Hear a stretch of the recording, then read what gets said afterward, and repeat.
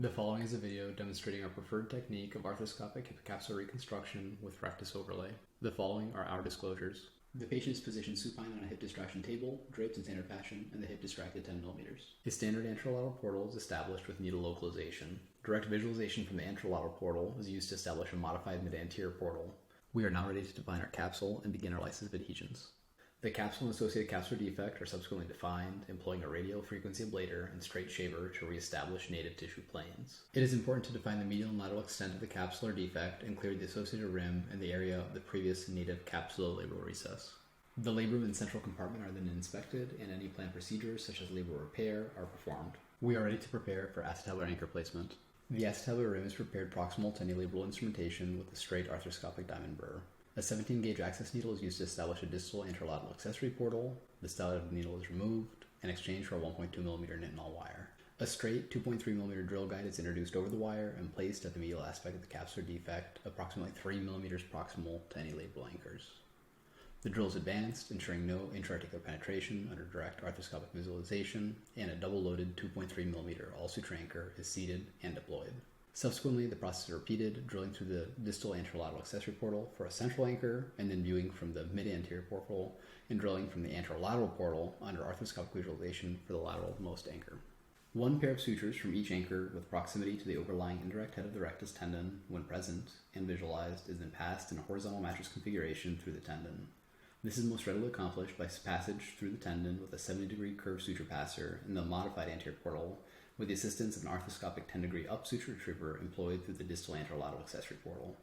This is generally anatomically optimal for the central and then the medial-based anchors, as the indirect head of the rectus insertion is limited in terms of its lateral extension. We are now ready to begin work on distal capsular exposure. A combination of arthroscopic shaver and radiofrequency ablator are employed to free the distal capsule from the overlying pericapsular adipose tissue and scar anteriorly, and to mobilize capsular adhesions to the gluteus minimus laterally. It is our preference to place traction sutures into the distal capsular leaflet, employing the 70-degree curved suture passer in order to gain better control of the distal leaflet, more complete visualization of any residual cam morphology, and countertraction for the passage of sutures for capsular reconstruction.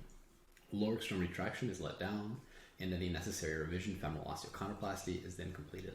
The distal capsular leaflet is examined for excursion using an arthroscopic grasper, and the residual capsular defect is then measured with a 60-degree arthroscopic measurement probe.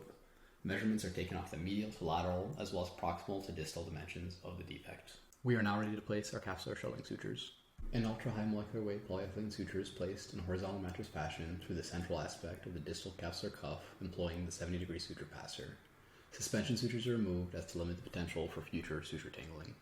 We are now ready to establish a tangle-free suture corridor. A Wissenger rod is placed into the distal anterolateral accessory portal in exchange for an open, blunt-tip, low-profile cannula. Subsequently, sutures from the 3 proximally based anchors, as well as the distal capsular leaflet, are sequentially retrieved from the distal anterolateral accessory portal, ensuring no tissue bridge exists between sutures. We are now ready for graft preparation and initial suturing. On the back table, a 1.5 mm thickness decellularized dermal allograft is cut to size based on the previously measured defect size, adding 1 cm in both medial lateral and proximal distal dimension. Subsequently, sutures from each anchor in the distal capsular leaflet are passed through the graft in a horizontal mattress fashion, employing a free needle. We are now ready to begin graft passage and fixation. While viewing from the anterolateral portal, a simple sliding knot is tied on the medial anchor sutures and used to introduce the proximal medial corner of the graft into the joint under arthroscopic visualization.